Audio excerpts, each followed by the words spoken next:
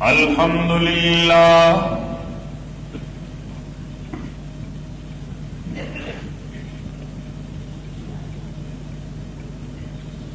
الحمد للہ حمدا طیبا کثیرا کما امر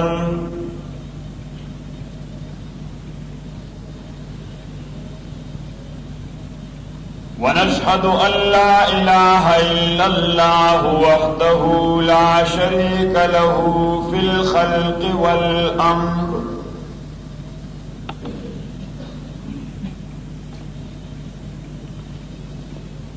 إرغاما لمن جهد به وكفر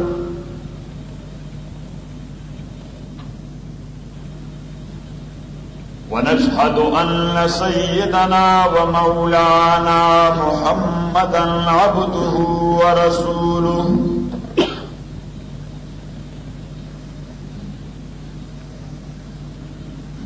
المبعوث إلى الأسود والأحمر لتتميم مكارم الأخلاق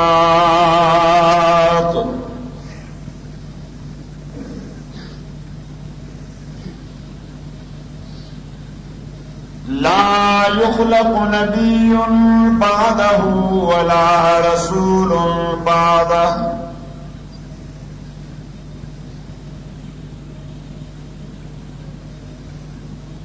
ولا أمة بعد أمته ولا شريعة بعد شريعته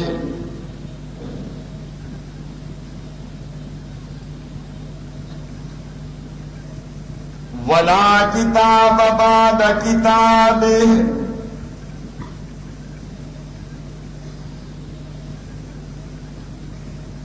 صلی اللہ علیہ وعلى آلہ واصحابہ الذین هم خلاصة العرب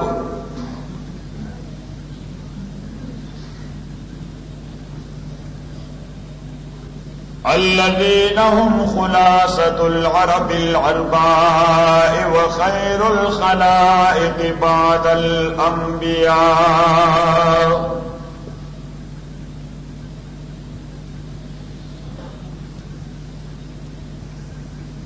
وهم كالنجوم في السماء للاقتداء والاهتداء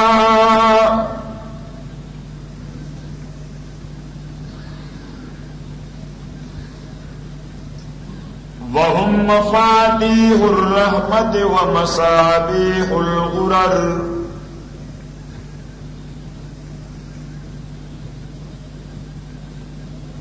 أما بعد فأعوذ بالله من الشيطان الرجيم بسم الله الرحمن الرحيم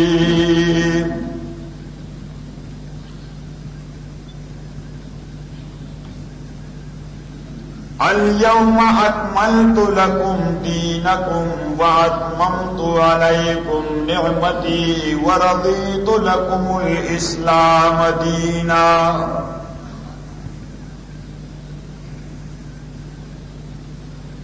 وقال تعالى في مقام آخر يا أيها الذين آمنوا ادخلوا في السلم كافة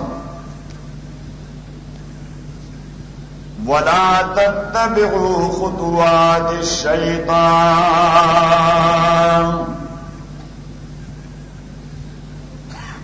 صدق الله وصدق رسوله النبي الكريم ونحن على ذلك لمن الشاهدين والشاكرين والحمد لله رب العالمين.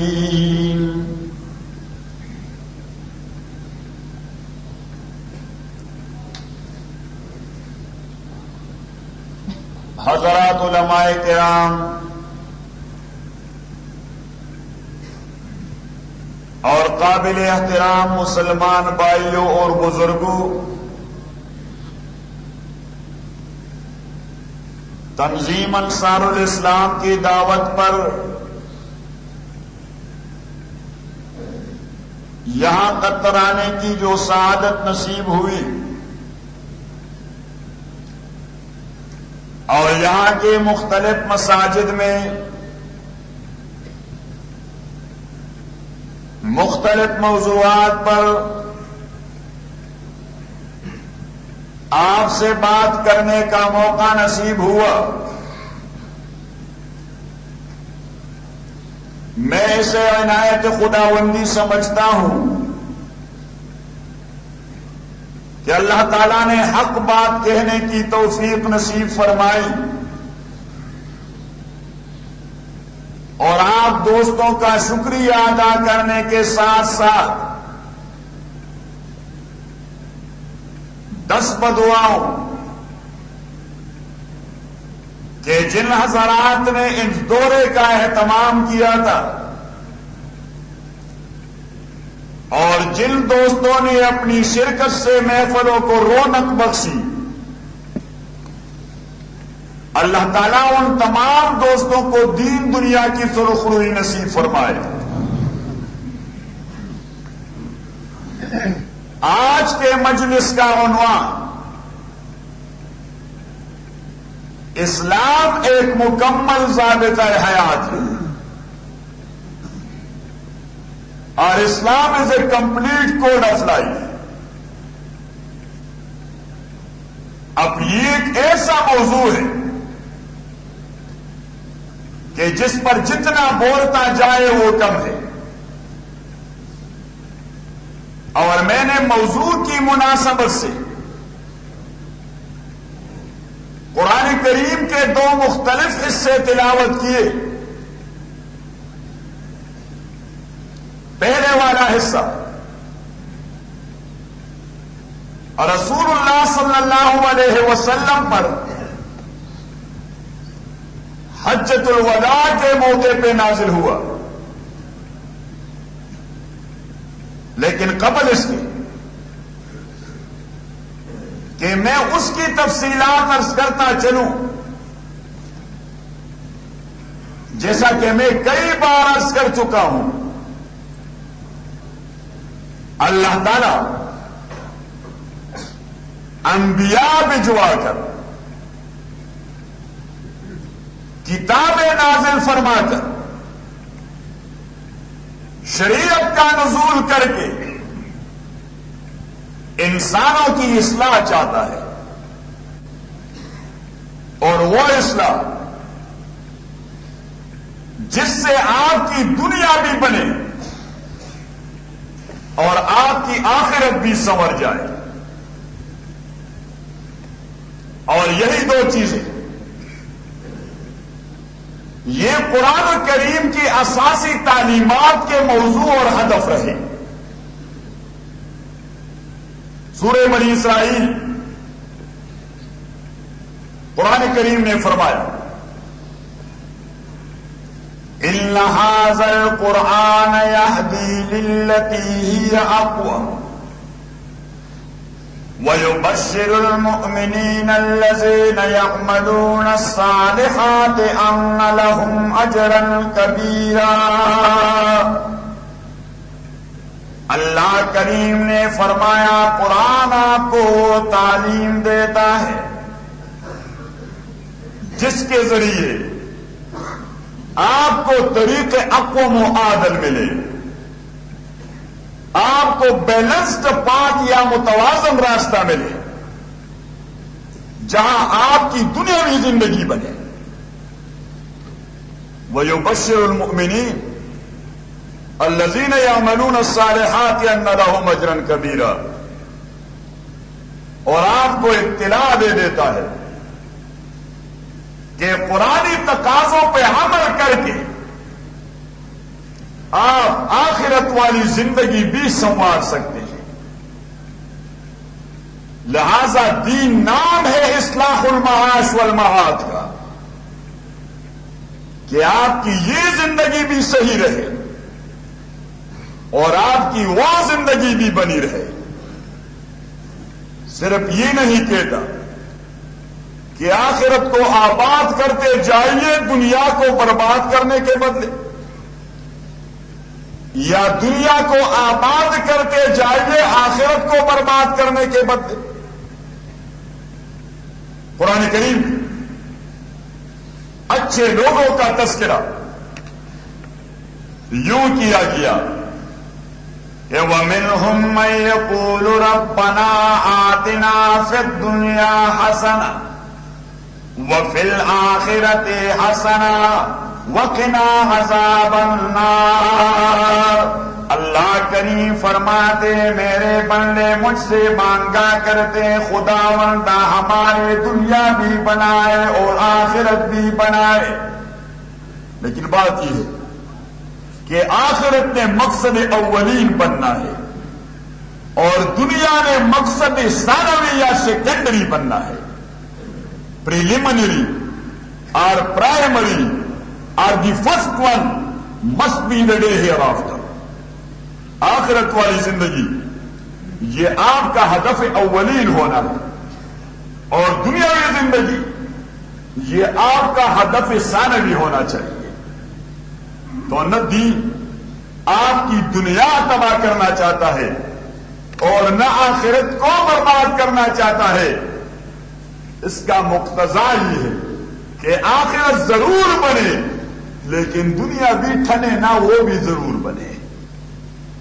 تو قابل احترام بزرگوں، میں عرض یہ کر رہا تھا کہ وہ دین و نظام جو دونوں عالم کی بہتری چاہتا ہے لازمی نتیجہ ہے اس سے آپ نے مکمل ضابطہ حیات ہی کہنا ہوگا کہ یہ کمپلیٹ کوڈ آف لائف ہے، یہ مکمل ضابطہ حیات ہے. اور جناب رسول اللہ صلی اللہ علیہ وسلم نے اپنے کردار و عمل سے، جناب رسول اللہ صلی اللہ علیہ وسلم نے اپنے قول و فعل سے ہمارے سامنے نمونہ رکھا کہ آپ نے اس راستے پہ چل کر دنیاوی آبادی کو بھی سینے لگانا اور اخروی آبادی کو بھی سینے لگانا. قرآن کریم نے فرمایا لَقَدْ كَانَ لَكُمْ فِي رَسُولِ اللَّهِ أُسْوَةٌ حَسَنَةٌ. میرے پیغمبر آپ کے لیے زندگی کا ایک عملی نمونہ ہے، ایک مکمل نمونہ اور کمپلیٹ ماڈل ہے. یہ انسانیت کا معلم، انسانیت کا نمونہ بھی ہے. اور آدمی کی زندگی دنیاوی ہو یا اخروی یہ انسان ہو کے بنتا جاتا ہے. اور اگر وہ انسان نہ ہو تو صرف مادی ترقی جس کے بدلے آخرت تباہ و برباد ہو. تو قرآن کریم ان اقوام کا تذکرہ خاسرین سے کیا کرتا ہے. اور فرمایا دوسری جگہ کہ والعصر ان الانسان لفی خسر. قرآن کریم نے فرمایا والعصر ان الانسان لفی خسر. اللہ کریم نے فرمایا مجھے زمانے کی قسم، مجھے تاریخ انسانی کی قسم کہ انسان تمام خسران اور تاوان کے درپے ہیں، خسران و زیان میں لگے ہوئے ہیں. ہاں الا الذین آمنوا وعملوا الصالحات.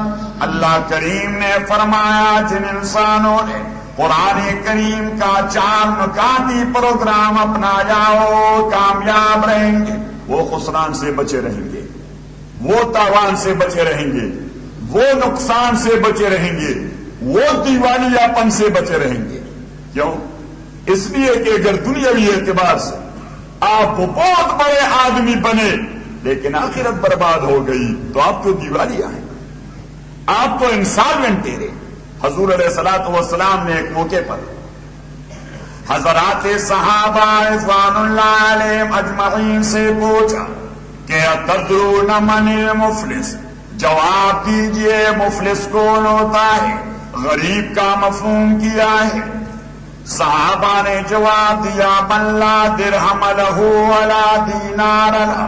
یہ وہ آدمی ہے جس کے پاس نہ درہم ہو نہ دینار ہو، نہ ریال ہو نہ درہم ہو، نہ روپیہ ہو نہ کوئی اور چیز ہو، اور تقاضے کئی سارے ہوں اس سے مانگنے والوں کے، یہ بدون اساس رہ گیا، اور تقاضے کئی سارے لوگوں کے اس کے ذمے قرض بنتے ہیں۔ حضور علیہ الصلوۃ والسلام نے جواب دیا لست ذاک اریدہ، میرا یہ دنیاوی مفلس اور دنیاوی انسالمنٹ مقصد نہیں، وہ انسالمنٹ جو آخرت میں مفلس ہے۔ قالوا فاللہ ورسولہ عالم، صحابہ نے جواب دیا تو اللہ پیغمبر کو پتا ہوگا کہ اخروی مفلس کا مفہوم اور مصداق کیا ہے۔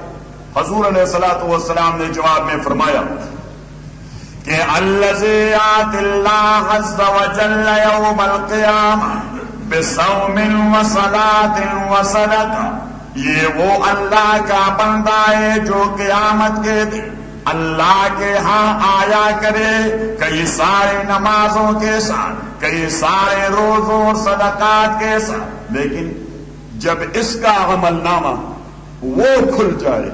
محترم مولانا محمد ادریس صاحب امیر تنظیم انصار الاسلام نے قرآن کریم کی چند آیات تلاوت کی، اور اسی میں سب سے پہلی آیت جو اس نے تلاوت کی یہی نام اعمال والی آیت تھی کہ وَكُلَّ إِنسَانٍ أَلْزَمْنَاهُ طَائِرَهُ فِي عُنُقِهِ وَنُخْرِجُ لَهُ يَوْمَ الْقِيَامَةِ كِتَابًا يَلْقَاهُ مَنشُورًا۔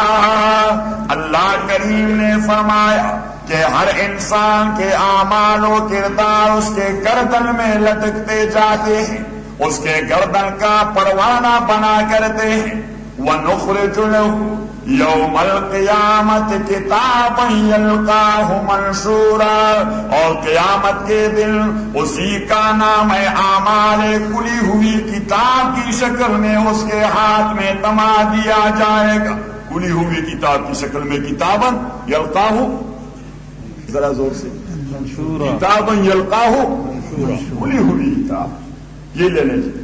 اور کیا کہے گا کہ اقرا کتابک کفا بنفسک اليوم علیک حسیبا، اللہ کریم حکم دے گا اپنے اعمال نامہ کو پڑھ لیجئے، اپنے پرسنل ریکارڈ کو دیکھ لیجئے۔ اور قرآن کریم نے فرمایا آدمی کی نظر جا پڑے گی، یقول ما لہذا الکتاب لا یغادر صغیرۃ ولا کبیرۃ الا احصاها۔ قرآن کریم نے فرمایا آدمی کا کرے گا حیرانگی کی یاد، عجیب عمل نامہ ہے، عجیب پرسنل فائل ہے، عجیب ذاتی کردار کا مجموعہ ہے، نہ میری تاریکی والی حرکت کو چھوڑا ہے اور نہ روشنی والی حرکت کو، نہ تنہائی والے حرکت کو چھوڑا اور نہ جمگٹے والے حرکت کو چھوڑ دیا ہے، نہ گھر والے حرکت چھوڑے نہ بازار والے حرکت چھوڑے، سب کچھ یہاں ثبت اور مرقوم ہے کہ ما لہذا الکتاب لا یغادر صغیرۃ ولا کبیرۃ الا احصاها ووجدوا ما عملوا حاضرا، اس کے غلامان اس کے آنکھوں کے نیچے ہوں گے۔ ولا یظلم ربک احدا، قرآن کریم فرماتا ہے کہ اللہ کریم کا فرمان ہے میرے ہاں کوئی ایسا قانون نہیں کہ آپ کا ناکردہ گناہ آپ کے ذمہ ڈال دیا جائے یا آپ کے کردہ اعمال کو آپ کے ریکارڈ سے ایکسپنج کیا جائے۔ جو کچھ آپ نے کیا ہے ایکسپنج نہیں ہوگا، وہاں ثبت ہوگا۔ جو کچھ آپ نے نہیں کیا آپ کے نام اعمال میں ریکارڈ نہیں کیا جائے گا۔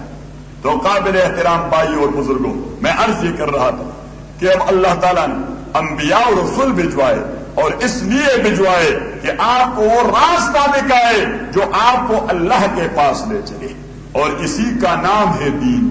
اسی کا نام ہے ذرا زور سے، اسی کا نام ہے دین، کہ اللہ کیا کچھ فرماتا ہے اور پیغمبر کیا عملی نمونہ دکھاتا ہے، یہی ہے دین۔ یہ اللہ کا فرمان، یہ پیغمبر علیہ السلام۔ حضرت مولانا الیاس کاندیلوی رحمۃ اللہ علیہ، اللہ تعالیٰ مرکز کو منور بنا دے، مولانا کاندیلوی نے عجیب بات کہی۔ ہمارے تبلیغ والے دوست اٹھتے ہیں اعلان کرتے وقت تو کہتے کہ یہ محنت اس لیے شروع ہے، محنت اس لیے شروع ہے کہ اللہ کے فرامین پر عمل کیا جائے اور رسول اللہ علیہ الصلوۃ والسلام کی سنت کو عملی جامہ پہنایا جائے، اور یہی ہے دین۔ اللہ کے فرامین پہ عمل کرنا، حضور کی سنتوں پہ عمل پیرا ہونا۔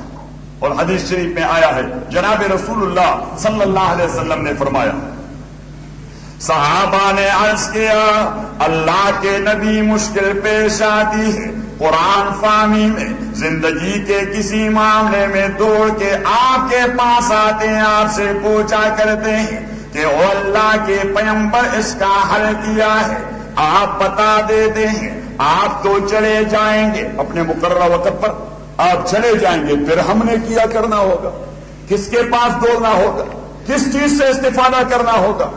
جناب رسول اللہ صلی اللہ علیہ وسلم نے فرمایا کہ ترکت فیکم امرین لن تضلوا ما تمسکتم بہما کتاب اللہ و سنتی۔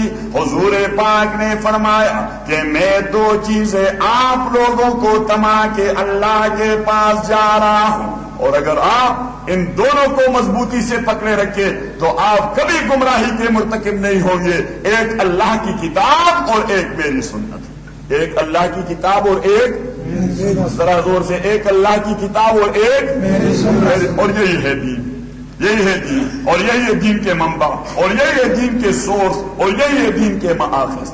تو رسول اللہ صلی اللہ علیہ وسلم نے اپنی 23 سالہ نبوی زندگی میں، زندگی کے جملہ شعبہ جات میں، زندگی کے جملہ زوایا کے حوالے سے نمونہ دکھایا کہ آپ پہ غمی آئے، آپ پہ شادی آئے، آپ حاکم و محکوم بنے، آپ آجر و اجیر بنے، آپ مستاجر و موجر بنے، آپ رائن و مرتہن بنے، آپ مشتری و بائع بنے، آپ جرنیل و صفائی بنے، آپ مالک و مملوک بنے، آپ آقا اور غلام بنے، میں نمونہ دکھلاتا ہوں، آپ نے ایسا کرنا ہوگا۔ آپ جیسے بھی بنے، آپ مجھے دیکھیں گے غمی کے موقع پر کہ حضور نے کیا، شادی کے موقع پر کہ رسول پاک نے کیا وتیرہ اپنایا، آقا کی شکل میں دیکھو گے آپ، مجھے نوکر کی شکل میں بھی دیکھو گے آپ، میں کبھی محنت مزدوری بھی کیا کرتا ہوں، یہودی کے پاس کیا کرتا ہوں، آپ کبھی مجھے رائن کی حیثیت سے دیکھیں گے اور کبھی مرتہن کی حیثیت سے دیکھیں گے، کبھی آجر کی حیثیت سے دیکھیں گے، کبھی اجیر کی حیثیت سے دیکھیں گے، کبھی آپ مجھے حرب فجار میں سپاہی کی حیثیت سے دیکھیں گے اور کبھی غزوہ بدر میں chief of the army staff کی حیثیت سے دیکھیں گے۔ تو آپ مجھے وہاں دیکھیں کہ سپاہی کی ڈیوٹی کیا ہے، اور مجھے یہاں دیکھیں کہ جرنیل کی ذمہ داری کیا ہے۔ اور یہی وہ بات تھی حضرت سلمان رضی اللہ تعالی عنہ نے جو ایک یہودی کے جواب اور اعتراض میں کہی کہ آپ کے پیغمبر بھی عجیب آدمی ہے، دیکھیے آپ کو پیشاب کرنے کا طریقہ بھی سکھلاتا ہے، اتنے بڑے آدمی پیشاب کے طریقے سکھلانا۔ ان صاحبکم ھذا یعلمکم کل شیء حتی الخراء۔ حضرت سلمان نے فرمایا تبھی تو پیغمبر ہوئے، تبھی تو پیغمبر ہوئے کہ پیشاب سے لے کر بین الاقوامی انسانی معاملات تک ہر چیز کو بطور نمونہ ہمیں دکھلاتا ہے کہ آپ نے یہی کچھ کرنا ہوگا تو کامیاب کرو گے، otherwise you will never be succeeded. آپ کی کامیابی کا کہیں دور دور تک آپ کو کامیابی نظر نہیں آئے گی۔ تو قابل احترام بزرگوں، جناب رسول اللہ صلی اللہ علیہ وسلم نے زندگی کے جملہ مراحل اور جملہ شعبجات میں عملی نمونہ دکھلایا۔ حجۃ الوداع کے موقع پر حضور علیہ الصلوۃ والسلام نے اسی دین کی چند چیدہ باتیں صحابہ کو بیان فرمائی۔ فرمایا او انسان زادو، او اولاد آدم، او میرے صحابہ، یا ایھا الناس اتدرون ای شہر ھذا وَأَيُّ بَلَدٍ هَذَا وَأَيُّ يَوْمٍ هَذَا۔ آپ کو پتا ہے ایُّ شَهْرٍ هَذَا، یہ جو ہم حج کے لیے آئے ہیں کون سا مہینہ ہے، جس شہر میں آئے ہیں کون سا شہر ہے، اور جس دن میں عرفہ پہ کڑے ہیں اور عرفات کے میدان میں کڑے ہیں یہ کون سا دن ہے۔ صحابہ تو جانتے تھے، انہوں نے فرمایا کہ الشہر الحرام والبلد الحرام والیوم الحرام، یہ شہر، یہ بے احترام والا، یہ شہر، یہ احترام والا، یہ شہر، ذرا زور سے، یہ شہر احترام والا، حضور کا بھی محبوب اور اللہ کا بھی محبوب۔ کیونکہ اللہ کریم قرآن کریم میں 2 بار اسی شہر کی در و دیوار کی قسمیں کہتا ہے.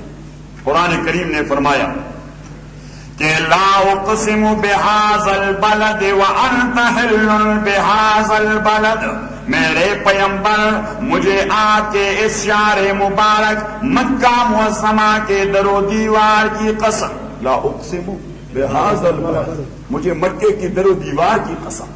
اور دوسری جگہ فرمایا کہ والتین والزیتون وطور سینین وہذا البلد الامین، میرے پیمبر مجھے قسم ہے آپ کے اس امین و مبارک شہر مکہ معظمہ کی. اور حضور کو بھی اتنا محبوب تھا، حضور کو بھی یہ شہر اتنا محبوب تھا کہ شب ہجرت جب آپ صلی اللہ علیہ وسلم مکہ معظمہ کے غیر معروف راستے پر مین شاہراہ پہ آئے، کیونکہ جب نکل رہے تھے تو حضرت ابوبکر رضی اللہ تعالی عنہ نے عرض کیا کہ اللہ کے پیغمبر ابو جہل کے جاسوس ارد گرد پھر رہے ہیں، ہمیں ڈھونڈ رہے ہیں کہ یہ لوگ کہیں نکل نہ جائیں، تو اگر آپ اجازت دیں تو میں آپ کو ایسے راستے لے چلوں جو بیرن پات ہے، جو بنجر راستہ ہے، کوئی اسے رفت و آمد کے لیے استعمال نہیں کرتا، تو وہاں کسی کا گزر نہیں ہوگا.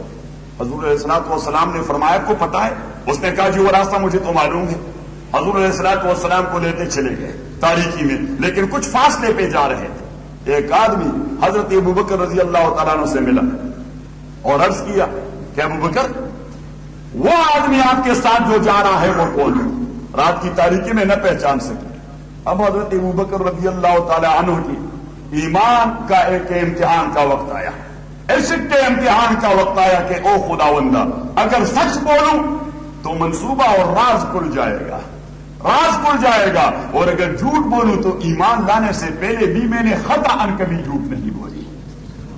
اور تبھی تو صدیق تیرے حضور نے جو صدیق کا لقب دیا تو اسی حوالے سے کہ میں کافر ہو کے بھی میں نے کبھی جھوٹ نہیں بولا، ایمان لانے سے پہلے بھی میں کبھی جھوٹ کا مرتکب نہیں ہوا.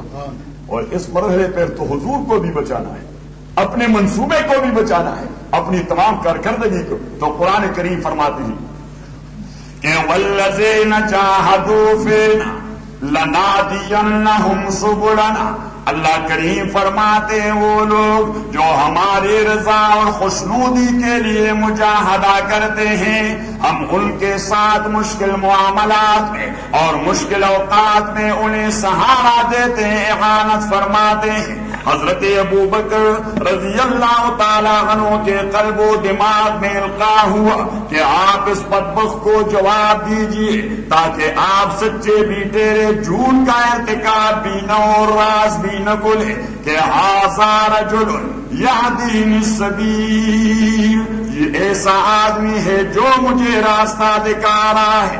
اب وہ آدمی وہ سوچ میں پڑ گیا کہ شاید راستہ تو ہے بنجر نامعلوم، یہ کہیں جا رہا ہے، اسے معلوم نہیں ہوگا، کوئی شناسا راستے کا شناسا اپنے ساتھ لیا ہوگا. اور ابو بکر اپنے انداز سے کہتا گیا کہ یہ تو میرے دنیا اور آخرت دونوں کے رہبر ہیں جناب رسول اللہ صلی اللہ علیہ وسلم. لیکن جب اس ناشناسا راستے سے مین شاہراہ پہ آئے تو پتا ہے آپ کو، پتا ہے جب آپ ایئرپورٹ پر کسی کو رخصت کرنے جاتے ہیں اور PIA کی جہاز یا گلف ایئر لائن وہ کراچی کے لیے اڑتی ہے، یا دہلی کے دوست جاتے ہیں دہلی کے لیے پرواز کرتی ہے، بنگلہ دیش والے جاتے ہیں ڈھاکہ کے لیے پرواز، وہاں آرمی کی ایک کیفیت ہو جاتی. کاش اگر مجھے چھٹی ملتی تو اب 2-3 گھنٹے بعد میں بھی اپنے آبائی گھر میں ہوتا. یہ فطرت کا تقاضا، یہ خمیر میں رچی بسی ہوئی بات ہوتی ہے.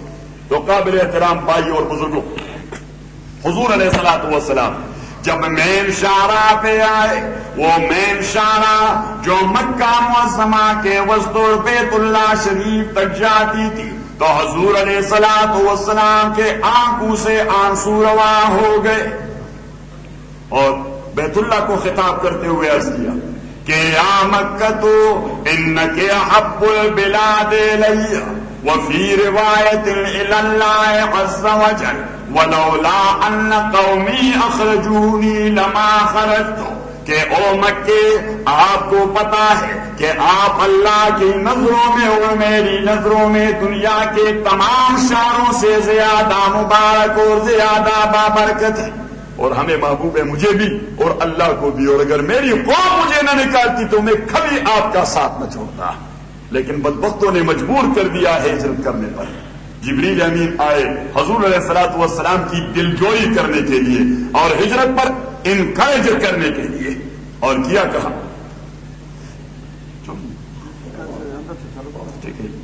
کہ ان الذی فرض علیک القرآن لرادک الی معاد، اللہ کریم نے فرمایا کہ وہ پروردگار جو آپ پہ قرآن کا نزول فرماتا ہے جبریل کے واسطے، اسی اللہ کا وعدہ ہے کہ آپ کو فاتح انداز میں واپس مکہ معظمہ میں آپ کے محبوب شہر میں لایا کرے گا۔ آپ کا وعدہ، حضور علیہ الصلوۃ والسلام کی دلجوئی ہوئی، چلو واپسی کا ویزا تو لگ گیا کہ ان الذی فرض علیک القرآن لرادک الی معاد، آپ کو واپس لے آئے گا، یہ آج سے عہد لے لیں، واپسی کا ویزا لگ گیا کہ آپ کو فاتحانہ انداز میں یہاں لائے گا۔ تو قابل احترام بزرگوں، اللہ کریم نے فرمایا کہ لا اقسم بهذا البلد وانت حل بهذا البلد، حضور پاک فتح مکہ کے دوران فاتحانہ انداز میں داخل ہو گئے تو حضور علیہ الصلوۃ والسلام کے لیے ایک خاص وقت تک وہ حرکت کرنا جائز قرار دیا گیا، یعنی قتل و قتال کرنا، جو اس کے بعد کسی کے لیے جائز نہیں قرار دیا گیا۔ احلت لی ساعتن، احلت لی ساعتن، ایک گھنٹہ یا ایک ساعت میرے لیے یہ اجازت دے دی گئی کہ آپ اپنا رعب و دبدبہ قائم کیجیے۔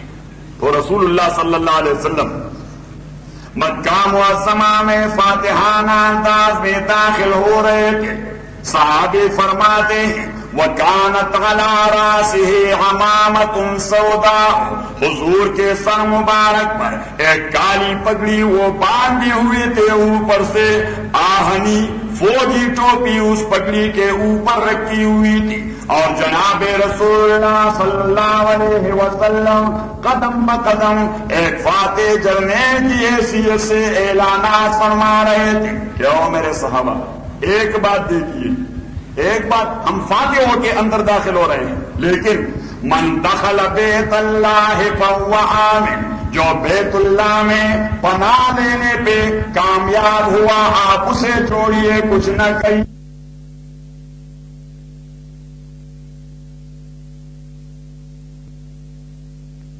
اعزاز اور فرمایا کہ وَمَنْ أَغْلَقَ عَلَيْهِ بَابَ دَارِهِ فَهُوَ آمِنٌ، جس نے اپنے آپ کو بچانے کے لیے گھر کا دروازہ بند کر دیا، گھر کے دروازے کو توڑنے کی کوشش نہ کیجیے۔ ایسے پیغمبر تھے، بدبختوں نے نکالا تھا، حضور علیہ الصلوۃ والسلام قدم قدم پر اعلانات فرما رہے تھے، معاف کیجیے، معاف کیجیے، انہیں بھی معاف کیجیے، اس کو بھی معاف کیجیے، اس کو بھی معاف کیجیے۔ حضرت عباس رضی اللہ تعالیٰ عنہ اپنے دوست ابو سفیان ابن حرب کو لے آئے، کیا ہے بھائی آپ کہاں دوڑ رہے ہیں؟ اس نے کہا قتل کر دے گا محمد صلی اللہ علیہ وسلم۔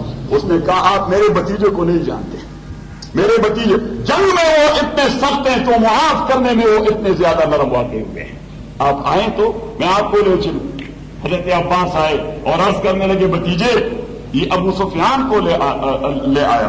حضور علیہ الصلوۃ والسلام نے اہلا سہلا مرحبا کہہ دیا، آئیے جی آئیے جی، یہ مسلمان بننا چاہتا ہے جی، ضرور بنی، اور حضور نے اعزاز دیا ومن دخل دار ابی سفیان فہو آمن، کہ ابو سفیان سردار ہے مکے کا، اس کے گھر میں جس نے پناہ لی آپ نے اسے بھی کچھ نہیں دینا۔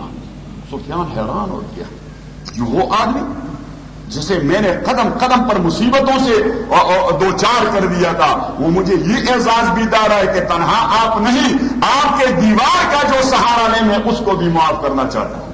تو عرض یہ کر رہا تھا کہ لا اقسم بهذا البلد وانت حل بهذا البلد، حضور پاک نے پوچھا اتدرون ای بلد هذا، یہ شہر کون سا شہر ہے؟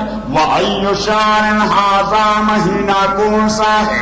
وای یوم هذا، یہ دن کون سا ہے؟ صحابہ نے جواب دیا کہ البلد الحرام، عزت و احترام والا شہر ہے، والشہر الحرام، عزت و احترام والا مہینہ ہے، والیوم الحرام، اور عزت و احترام والا دن ہے 9ویں دن ذوالحجہ کا یوم عرفہ۔ احترام والا دن. تو حضور پاک نے فرمایا کہ متوجہ ہو جائیے. فَإِنَّ اللَّهَ حَرَّمَ عَلَيْكُمْ دِمَاءَكُمْ وَأَمْوَالَكُمْ وَأَعْرَاضَكُمْ كَحُرْمَةِ يَوْمِكُمْ هَٰذَا فِي شَهْرِكُمْ هَٰذَا فِي بَلَدِكُمْ هَٰذَا. اللہ کریم نے آپ لوگوں کے اوپر ایک دوسرے کا خون، ایک دوسرے کا مال لوٹنا اور ایک دوسرے کا عزت لوٹنا اس طرح حرام قرار دیا ہے. جو حرمت اس شہر کو دی، جو حرمت مہینے کو دیے اور جو حرمت یوم کو عطا کی گئی ہے. فَكُلُّ الْمُسْلِمِ عَلَى الْمُسْلِمِ حَرَامٌ دَمُهُ وَمَالُهُ وَعِرْضُهُ. اور دوسرا، جناب رسول اللہ صلی اللہ علیہ وسلم نے فرمایا فَلَا تَصِيرُوا مِن بَعْدِ كُفَّارًا. آپ میرے بعد کافر نہ بنیے، آپ میرے بعد کافر بننے کی کوشش نہ کیجیے. تو اگر میں آپ سے کہوں کہ خبردار میں تو جا رہا ہوں قطر سے، آپ پاکستانی یہاں کافر نہ بنے، آپ کہیں آپ کیا بکواس کر رہے ہیں، ہم مسلمان ہیں فطری طور پر، آپ ہی کے. اور پھر حضرت ابوبکر بیٹا ہے، حضرت عمر بیٹا ہے، صحابہ کرام بیٹے ہیں. جی آپ میرے بعد کافر نہ بنیے. صحابہ کرام کے چہروں پر تاثرات حضور علیہ الصلوۃ والسلام نے بانپ لیے تو فوراً کہہ دیا کہ یضرب بعضکم رقاب بعض. ایمان کے دائرے میں اندر رہ کر کافر بننے کا مفہوم یہ ہے کہ مسلمان ہتھیار اٹھائے اور مسلمان کو دے مارے، مسلمان کو قتل کر دے. یہ ایمان کے دائرے کے اندر کفر کی ایک شکل ہے. فَلَا تَصِيرُوا مِن بَعْدِ كُفَّارًا. اور رسول اللہ صلی اللہ علیہ وسلم نے مزید فرمایا کہ زمانہ جاہلیت میں آپ لوگوں کے ایک دوسرے کے ذمے انتقام و قتل کے بدلے پڑے. فَكُلُّ دَمٍ فِي الْجَاهِلِيَّةِ مَوْضُوعٌ. زمانہ جاہلیت کے جتنے سارے مقتولین تھے ان کے دماغ وہ تمام ساقط کر دیے گئے. اعلان عام، حکم نامہ اور ہیڈ آف دی اسٹیٹ اور کانسٹیٹیوشنل ہیڈ نے ایک عام اعلان فرمایا کہ کسی نے کسی سے قصاص نہیں لینا، نہ دیت لینا ہے. جو زمانے جاہلیت میں جو قتل کروا دیے گئے. اور حضور علیہ الصلوۃ والسلام نے فرمایا کہ سب سے پہلا دیت یا خون بہا جو میرا ہے آپ لوگوں کے ذمے وہ ہے ربیعہ ابن الحارث. میرے چچا زاد کی دم اور اسی کے قتل کا بدلہ یا دیت میں نے اسے معاف کر دیا.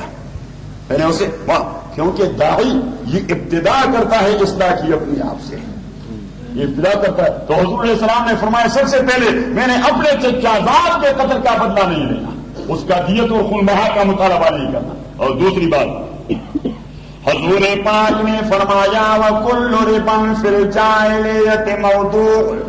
جتنے سارے آپ کے کاروبار تھے سودی کاروبار کیا جی، سودی کاروبار، جتنے سارے آپ کے سودی کاروبار تھے وہ مال یعنی جو اصل سرمایہ اور کیپٹل سے زائد ہے سود کی شرح پر وہ تمام ساقط کر دیے گئے ہیں. کسی نے کسی سے سود کا مطالبہ نہیں کرنا. اور حضور علیہ السلام کے پاس اپنے چچا بیٹے تھے حضرت عباس رضی اللہ تعالیٰ عنہ، اور وہ مکہ معظمہ کے سب سے بڑے سرمایہ دار تھے اور مکے کے مرکزی بینک کے مینیجنگ ڈائریکٹر تھے.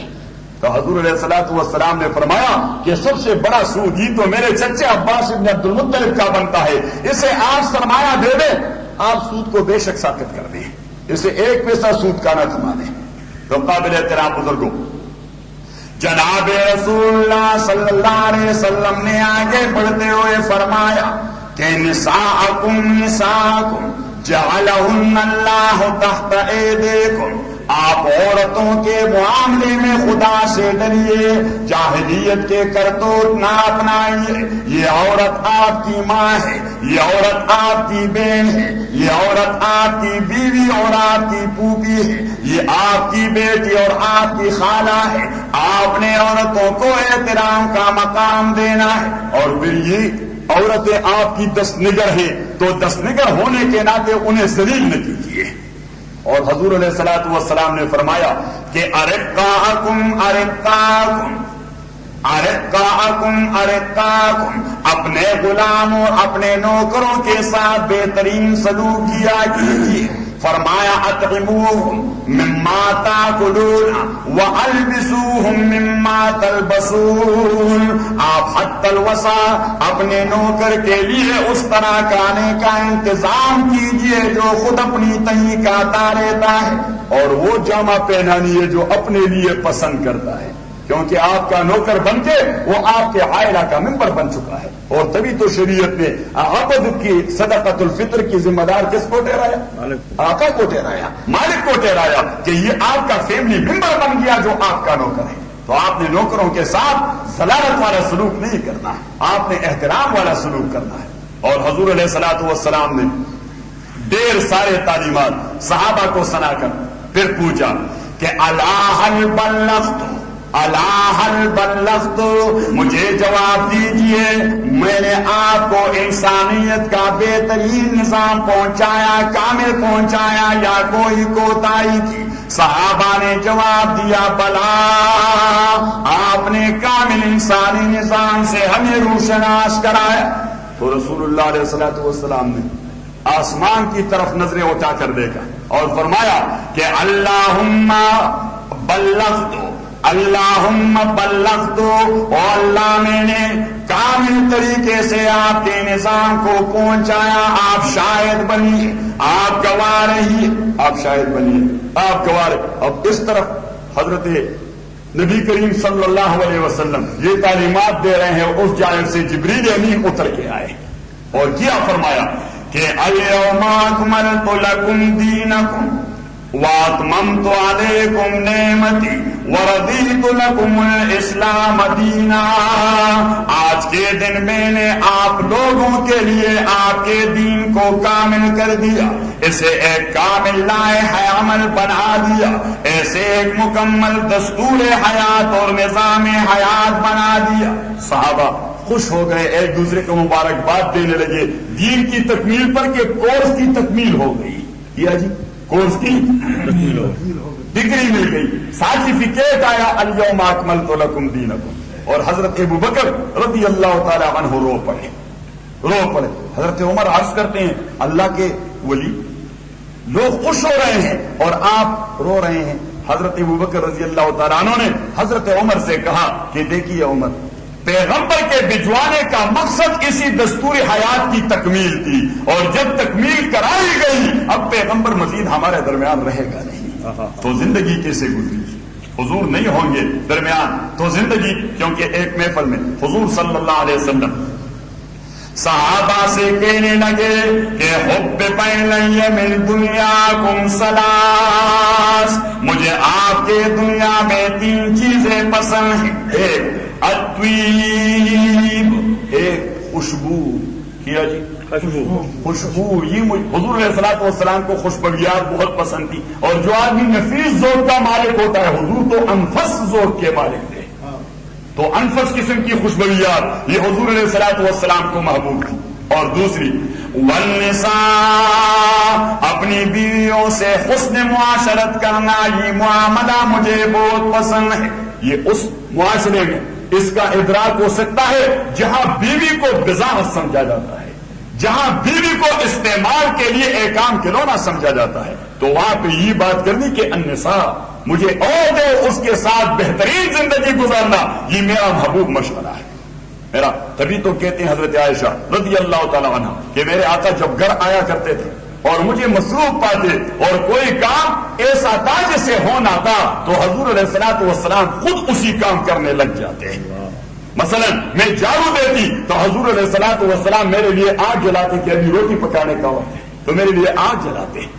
تو قابل احترام بزرگوں، حضور پاک نے فرمایا الطیب والنساء وجعلت قرۃ عینی فی الصلاۃ، نماز میں اللہ تعالیٰ نے میری آنکھوں کی ٹھنڈک کو مضمر کیا ہوا ہے۔ حضرت عائشہ فرماتے کان النبی صلی اللہ علیہ وسلم اذا حزنہ امر ویروى اذا حزبہ امر بادر الی الصلاۃ، حضور پاک جب کسی اہم مہم کی وجہ سے مجبور اور رنجیدہ ہو جاتے تو فوراً وضو بنا لیتے اور نماز کے لیے کرے ہو جاتے کہ دل خوش ہو جائے۔ وجعلت قرۃ عینی فی الصلاۃ کہ میری آنکھوں کی ٹھنڈک اور میری خوشی کی انتہا کو اللہ تعالیٰ نے نماز میں رکھا ہوا ہے.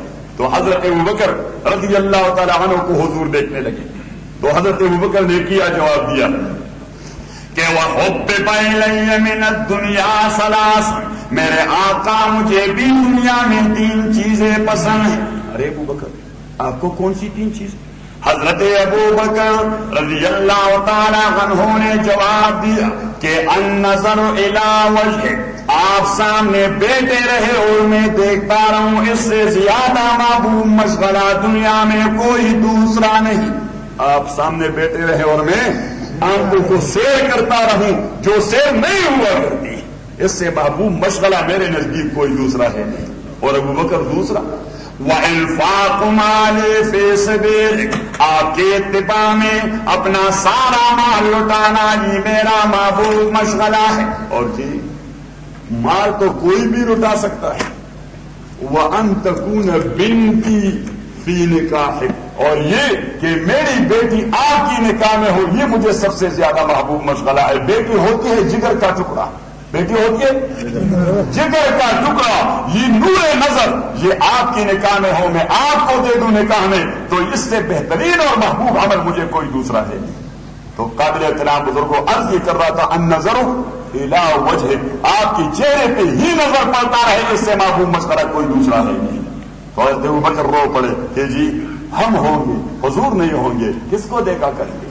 تبھی تو واقعہ ہوا کہ جب آپ صلی اللہ علیہ وسلم دنیا سے رحلت کر گئے ایک صحابی فرماتے ہیں کہ پورے مدینہ منورہ میں ایک سکتہ طاری ہو گیا.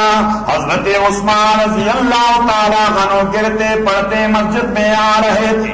حضرت عمر رضی اللہ تعالیٰ عنہ اپنا حواس کو دیتے تھے تلوار لہرا کے کہا کرتا تھا اگر کسی نے کہا محمد کا انتقال ہو گیا ہے تو سر کو در سے اڑا دوں گا در سے اڑا دوں گا. نہیں ہو سکتی ایسی بات.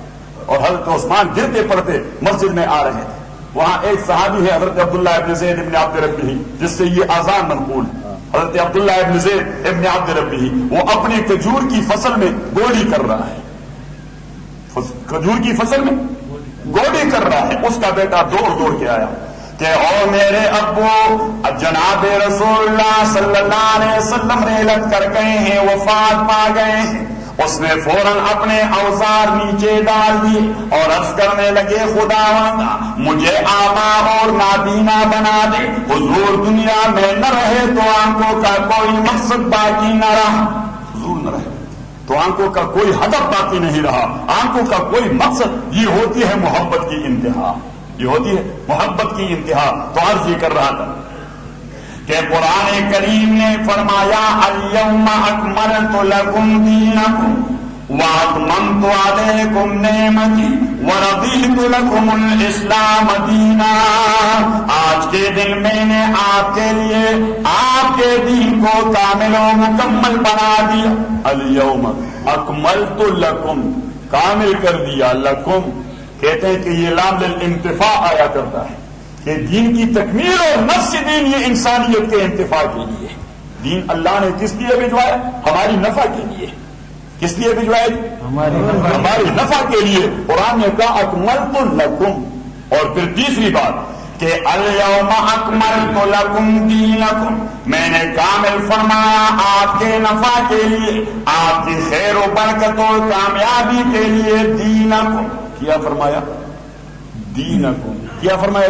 دینکم. حالانکہ یہ دین تو اللہ کی ہے. دین کس کی ہے؟ ہماری تو نہیں اللہ کی ہے. لیکن اللہ نے اس کی پروپرائٹری رائٹ ہمیں تما دیے مالکانہ حقوق ہمیں دے دیے.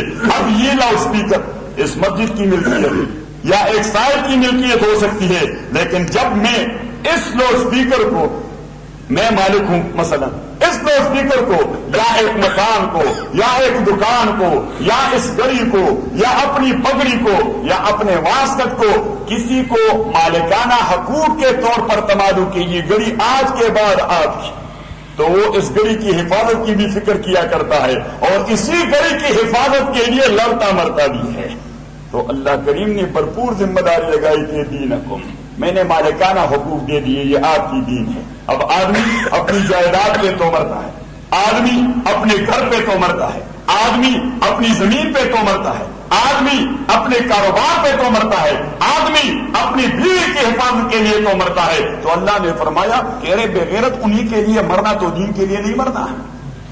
انہی کے لیے اس لیے مرتے ہیں کہ وہ آپ کو کنٹریبیوٹ ہے، آپ کی جانب منسوب ہے، تو دین بھی میں نے آپ کی جانب منسوب کر دیا کہ یہ آپ کا ہے، یہ لو جی.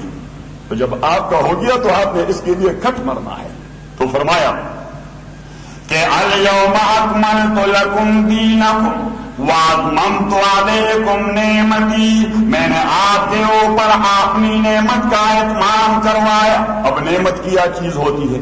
نعمت ما یوفی ضرورتک عند الحاجہ، جب آپ کو کسی چیز کی ضرورت پیش آئے اور وہ آپ کی ضرورت پوری کرے اسی موقع اور محل میں آپ کے لیے وہی چیز نعمت متصور ہوگی. مثلا آپ دولت اسلامیہ قطر ہے، دولت اسلامیہ قطر کے صحرا میں آپ پیدل آ رہے ہیں، آپ کو پیاس لگی ہوئی ہے، اگر کوئی آپ کو وہاں روسٹڈ قسم کا ایک کامل دمبا عطا کروا دے کہ اسے میں نے روسٹ کر دیا ہے، روسٹ بنا ہوا دمبا، وہ آپ کو تما دیا، تو یہ آپ کے لیے نعمت نہیں. گلاس ٹھنڈے پانی کا ایک گلاس آپ کو تما دیا تو وہاں اس نق و دق صحرا میں اور گرمی اور پیاس کی حالت میں ایک گلاس پانی آپ کے لیے نعمت ہے. تو جب اللہ نے دین کو نعمت کہا تو اس کا معنی یہ ہے کہ جہاں آپ کی جو ضرورت پڑتی ہے دین اسی کے لیے رہنمائی کرتا ہے. وَأَتْمَمْتُ عَلَيْكُمْ نعمتی، فرمایا وَأَتْمَمْتُ عَلَيْكُمْ نعمتی وَرَضِيتُ لَكُمُ الْإِسْلَامَ دِينًا. اللہ کریم نے فرمایا میں نے انتخاب کیا آپ کے لیے اس اسلام کا بحیثیت ایک نظام اور ضابطہ حیات کے، کیونکہ دین ایک لفظ عربی کا، دین ایک لفظ عربی کا، اس کے علماء لغت نے 19 معانی نقل فرمائے ہیں کہ یہ عمل کے معنی میں استعمال ہوتا ہے، معاملے کے معنی میں، لین دین کے معنی میں، جزا اور بدلے کے معنی میں، غلبے کے معنی میں، سلطنت و جبروت کے معنی میں، حکومت اور ریاست کے معنی میں، اور نظام کامل جامع کے معنی میں استعمال ہوتا ہے. اور تبھی تو حضرت شیخ الشیخ مولانا حسین علی نور اللہ مرقدہ نے ایک عجیب بات کی، فرمایا ان الدین عند اللہ الاسلام، اللہ کے نزدیک پسندیدہ دین اسلامی ہے، بلکہ اللہ کی تعبیر میں دین اسلامی ہے. الہی تعبیر جب دین کی ہوگی تو دین اسلام ہوگا اور اسلام دین ہوگا. ذرا زور سے، دین اسلام ہوگا اور اسلام دین ہوگا. کسی اور چیز پر دین کا اطلاق حقیقتاً نہیں ہوتا، مجازن ہوتا ہے، کیونکہ ان الدین عند اللہ الاسلام، دین اللہ کے نزدیک تعبیر کے حوالے سے صرف اسلام ہے.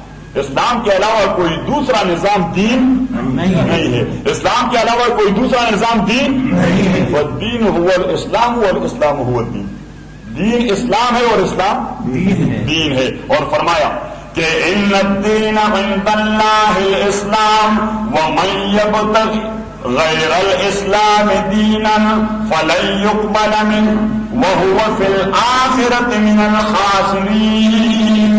اللہ کریم نے فرمایا کہ جس نے اسلام کے علاوہ کسی دوسرے نظام کو اپنایا، سینے سے لگایا، فلن يقبل منه، اسی کی یہ سب نامقبول اور نامسعود، یہ اس سے قبول نہیں کیا جائے گا، اس کے نتائج اچھے نہیں آئیں گے. اور فرمایا ہوا فی الآخرۃ من الخاسرین، آخرت میں یہ سب سے بڑا خاسر ہوگا، خسارے میں اور گھاٹے میں پڑتا ہوگا. اس کی سودا یہ گھاٹے کی سودا ہے. تو قرآن کریم نے فرمایا کہ وَرَضِيتُ لَكُمُ الْإِسْلَامَ دِينًا، اور رسول اللہ صلی اللہ علیہ وسلم کو بھجوایا دیا. حضرت الامام الشاہ ولی اللہ محدث دہلوی رحمۃ اللہ علیہ نے فرمایا کہ قرآن کریم کی ایک آیت 3 جگہوں پر ایک جیسے الفاظ سے نازل ہوئی ہے، 3 جگہوں پر، اور حضرت شاہ صاحب نے اپنی اصطلاح میں اسے عمود القرآن کا نام دیا ہے. حضرت شاہ ولی اللہ نے اسی آیت کو عمود القرآن کا نام دیا ہے. اور عمود، خیمہ تو آپ نے دیکھا ہوگا، خیمہ اس کا جو درمیانی بانس ہوتا ہے اسے عمود کہتے ہیں، جو درمیانی بانس جس پہ خیمے کی تمام چھت کا دار و مدار ہوتا ہے، خیمے کی تمام. تو وہ کہتا ہے کہ قرآنی مضامین تمام کا دار و مدار اسی آیت پر ہے، وہ اسی آیت کے ارد گرد گھومتے ہیں. اور وہ آیت ایک بار آیا ہے سورہ توبہ میں، دوسری بار آیا ہے سورہ الصف میں، دوسری بار آیا ہے سورہ الصف میں، اور تیسری بار آیا ہے سورہ الفتح میں۔ کیا فرمایا کہ هو الذی ارسل رسولہ بالہدی ودین الحق لیظہرہ علی الدین کلہ، اللہ کریم نے اپنا پیغمبر بھجوایا ہے دین حق کے ساتھ، ہدایت کامل کے ساتھ، اور اس کی ڈیوٹی یہ لگائے لیظہرہ علی الدین کلہ، تاکہ وہ اس دین کو دنیا کے تمام نظاموں پہ غالب بنا دے، دنیا کے تمام نظاموں کا خاتمہ کر کے ایک اسلام کو بطور نظام غالب کر دے۔ یہ پیغمبر کی فریضہ منصبی تھی، یہ پیغمبر کا فریضہ منصبی تھا کہ اس نے دین اسلام کو بطور نظام کے غلبہ دینا ہے، لیظہرہ علی الدین۔ اب باقی نظام جو ہوں گے وہ کافرانہ ہوں گے، باقی نظام جو ہوں گے وہ کیا ہوں گے؟ کافرانہ۔ تو فرمایا کہ وَلَوْ كَرِهَ الْمُشْرِكُونَ، اگرچہ مشرکوں کو یہ بات بری لگے گی، کفار کو یہ بات بری لگے گی، اور جی نظام کا مقابلہ کرنے والوں کو مشرک کا نام دیا گیا کہ نظام الہی کا مقابلہ کرنے والے وہ مومن نہیں دے سکتے، وَلَوْ كَرِهَ الْمُشْرِكُونَ۔ اور دوسری جگہ تو ایک عجیب بات فرمائی کہ هو الذی ارسل رسولہ بالہدی ودین الحق لیظہرہ علی الدین کلہ وکفی باللہ شہیدا، محمد رسول اللہ۔ اللہ کریم نے سورہ الفتح کے اندر، سورہ الفتح کے اندر جب آپ صلی اللہ علیہ وسلم 1400 صحابہ کو لے کر عمرہ کے لیے جا رہے اور حدیبیہ کے مقام پر آپ کو محصور کر دیا گیا، حدیبیہ کے مقام پر آپ کی راہ میں رکاوٹ ڈالی گئی کہ آپ نہیں آ سکتے عمرہ کرنے کے لیے، کیونکہ we and you have an everlasting enmity, کہ ہمارا اور آپ کے درمیان تو ایک نہ ختم ہونے والی دشمنی کا سلسلہ چلا آ رہا ہے، تو آپ ہمارے اسٹیٹ میں آ رہے ہیں، ہم سے ویزا لیے بغیر نہیں آ سکتے۔ آپ حدیبیہ میں محصور کروایا۔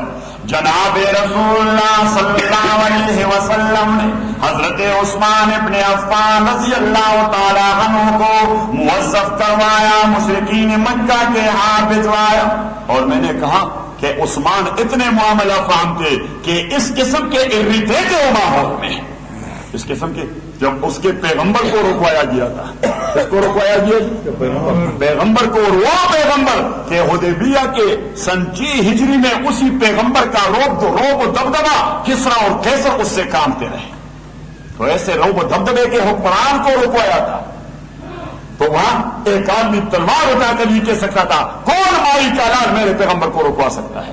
حضور علیہ الصلوۃ والسلام ایسے اینجل آف پیس اور امن کا فرشتہ تھے کہ اس نے صحابہ پہ جو نظر دوڑائی تو حضرت عثمان کو اٹھایا۔ انتہائی بردبار، انتہائی صابر اور انتہائی حلیم الطبع صحابی، انتہائی معاملہ فہم صحابی کہ عثمان آپ چلے ان سے بات کریں۔ حضرت عثمان رضی اللہ تعالیٰ عنہ تشریف لے گئے ان سے بات کرنے کے لیے۔ بات چیت کے دوران یہاں پہ ایک افواہ پہنچی کہ عثمان کو قتل کیا گیا، عثمان کو قتل کیا گیا۔ اب حضور علیہ الصلوۃ والسلام سے نہ رہا گیا، فوراً اٹھ کھڑے ہوئے اور تقریر شروع کی کہ دنیا کے تمام مہذب اقوام اپنے دشمنوں کے سفیروں اور قاصدین کا احترام کیا کرتے ہیں۔ ہمارے ہاں خدا نخواستہ کئی ساری جنگیں چڑی ہیں پاکستان اور ہندوستان کے درمیان، اور کئی ساری جنگیں چڑی ہے۔ جب جنگ چڑ جاتی ہے تو وہاں کیا ہوتا ہے، پاکستانی پولیس وہ فون انڈیا کے ایمبیسی جا پہنچتی ہے اور ان کے ایمبیسی کا محاصرہ کر جاتے ہیں کہ سفیروں کو پروٹیکشن دینا یہ یو این او کے چارٹر کا تقاضا ہے مہذب اقوام کا کہ سفیر کو کچھ نہیں کہنا، قونصلر جنرل کو کچھ نہیں کہنا، اور ہندوستان والے اپنے پولیس کو دوڑا کر فوراً پاکستانی ایمبیسی کو اپنے حصار میں لے لیتے ہیں کہ انہیں تحفظ دینا ہے، پروٹیکشن دینا ہے۔ پرانے زمانے سے یہ سلسلہ چلا آ رہا ہے۔ تو حضور علیہ السلام نے فرمایا عجیب بدبخت لوگ، انہوں نے تو مہذب قوانین کی دھجیاں اڑا دی، یہ تو انسانیت سے بھی گئے گزرے بنتے گئے، قاصد کو شہید کر دیا گیا۔ اب کوئی یہ کہہ سکتا تھا کہ جو عثمان ہے بنی امیہ کا ایک فرد کسی کا باپ ہوگا، کسی کا بیٹا ہوگا، کسی کا بھائی ہوگا، کسی کا چچا زاد ہوگا، اسی کا بدلہ لینا ہے تو بھائی لے لے، بیٹا لے لے، باپ لے لے، چچا لے لے، چچا زاد لے لے، ہمارا اس کے بدلے لینے کے ساتھ کیا تعلق؟ تو رسول اللہ صلی اللہ علیہ وسلم اٹھ کھڑے ہوئے اور کیا عرض فرمایا کہ او میرے صحابہ، آپ نے سن لیا کہ حضرت عثمان رضی اللہ تعالیٰ عنہ کو شہید کر دیا گیا ہے، اگر بات سچی نکلی لو قاتلن ولو وحدی، عثمان ذاتی کام کے لیے نہیں گئے تھے، وہ قومی ڈیوٹی پر مامور تھے، وہ ملکی ڈیوٹی پر، ملت کی ڈیوٹی پر گئے تھے، تو میں نے اس کے خون کا بدلہ لینا ہے، اگر آپ ساتھ نہیں دیتے تو میں تنہا لڑتا رہوں گا اہل مکہ کے ساتھ۔ اور پتہ ہے صحابہ کرام 1400 صحابہ یک دم اٹھ کھڑے ہوئے اور کیا کہا کہ تامرنا و نقطہ، یہ جی حضرت یہ کوئی بات ہے؟ آپ حکم کرتے رہیں گے، آپ دیکھیں کہ ہمارے سر کس طرح کرتے ہیں عثمان کا بدلہ لینے کے لیے۔ تو جبریل امین آئے اور عرض کرنے لگے کہ میرے پیغمبر، آپ کے صحابہ کو اللہ تعالیٰ نے آج ایک دوسری سرٹیفکیٹ سے نوازنا ہے، لیکن اسے نوازنے کے لیے آپ کے ہاتھ میں ایک نئی بیعت کروانی ہے۔ جناب رسول اللہ صلی اللہ علیہ وسلم میدان حدیبیہ میں کیکر کے ایک باریک سائے والے درخت کے نیچے بیٹھ گئے، صحابہ یک بیک رسول اللہ کے پاس آنے لگے، آواز کرنے لگے کہ اللہ کے نبی آپ فرمان دیتے رہیں گے، ہم کرتے رہیں گے، آپ حکم دیں گے، ہمارے سر در سے جدا ہوتے جائیں گے۔ کیوں؟ اس لیے کہ جان دی ہوئی اسی کی تھی، جان دی ہوئی اسی کی تھی، حق تو یہ ہے کہ حق ادا نہ ہوا۔ اور بابا عبد الرحمان نے ہمارے پشتوں کے بہت بڑے بزرگ شاعر، اس نے عجیب بات کہی کہ برحمان داستہ دشمدو جام حرام دے، فرمایا کہ برحمان داستہ دشمدو جام حرام دے، کہ سودخ پلوینو جام تاوان ورنکلما۔ محبوب کے لبوں کے مزے تب لے سکتے ہیں آدمی جب اپنی خون کا نذرانہ محبوب کے قدموں میں پیش کرے۔ اور تبھی تو اردو کے ایک شاعر نے بہترین بات کہی کہ سر ہو قدموں میں تیرے اور قضا آ جائے، سر ہو قدموں میں تیرے اور قضا آ جائے، ایسے انجام سے بہتر کوئی انجام نہیں۔ تو جناب رسول اللہ صلی اللہ علیہ وسلم کے دستے مبارک پہ بیعت کرنے لگے، اور جی بیعت کرنے کے بعد جبریل امین آئے کہ لقد رضی اللہ عن المؤمنین اذ یبایعونک تحت الشجرہ۔ اللہ کریم نے صحابہ کے لیے ایک دوسری جگہ پہ بھی اس کلمے کا استعمال فرمایا، لیکن پہلے کچھ انجن وغیرہ نہیں لگائے، پہلے کچھ انجن وغیرہ نہیں لگائے۔ صحابہ ایمان لائے تھے، ہجرت کر گئے تھے، اعمال صالح کر چکے تھے، جہاد میں لڑ چکے تھے، نصرت کر چکے تھے، اہل مدینہ اپنا سب کچھ لٹا چکے تھے۔ اللہ نے جو سرٹیفکیٹ دیا تھا وہاں تو وہ تھا رضی اللہ عنہم ورضوا، رضی اللہ عنہم ورضوا عنہ، کہ اللہ ان سے راضی اور یہ اللہ سے خوش ہوں گے، اللہ ان سے راضی اور یہ اللہ۔ لیکن جب یہاں عثمان کے معاملے میں انہوں نے بیعت کی، حضور علیہ الصلوۃ والسلام نے بیعت کروا دی، تو یہاں اللہ نے سمپل الفاظ استعمال نہیں کیے کہ رضی اللہ عن المؤمنین، فرمایا لقد رضی اللہ، مجھے اپنی ذات کی قسم یہ یقینی بات ہے کہ میں ان صحابہ سے راضی ہو چکا ہوں، مجھے اپنی ذات کی قسم یہ یقینی بات ہے۔ دو انجن لگا دیے، ایک لام کا اور ایک قد کا، ایک لام والا انجن اور ایک قد۔ ہمارے شیخ صاحب شاہ منصور والے فرمایا کرتے تھے کہ ڈبل انجن لگا دیے ہیں اللہ تعالیٰ نے۔ لقد رضی اللہ عن المؤمنین اذ یبایعونک تحت الشجرہ، اور پھر کیا ہوا، اتنی مدت میں حضرت عثمان رضی اللہ تعالیٰ عنہ کفار مکہ کے ایک آدمی نمائندے کو ساتھ لے کے وہاں آ پہنچے کہ جی نے راغب کروائے ایک پکٹ کروانے کے لیے، ایک معاہدہ کروانے کے لیے، وہ معاہدہ جو دنیائے انسانیت میں پکٹا حدیبیہ کے نام سے مشہور ہے، پکٹا حدیبیہ۔ اور اسی معاہدہ کے اساس پر غیر مسلموں کو بھی اعتراف کرنا پڑا کہ in real sense the prophet of Islam was an angel of peace۔ کہ حقیقی نظروں سے اگر دیکھا جائے تو پیغمبر اسلام وہ امن کا فرشتہ سے دنیا میں امن کا پیغام لے آئے تھے، ورنہ ایک ایسا حکمران جس نے پوری دنیا کو لرزہ برانگام کر دیا ہو، ایک ایسا حکمران جس نے سپر پاورز کو چیلنج کر دیا ہو، ایک ایسا حکمران کہ فارس میں کسرا لرز رہا ہے اور روم میں قیصر لرز رہا ہے، روم میں قیصر لرز رہا ہے، اور وہ ایک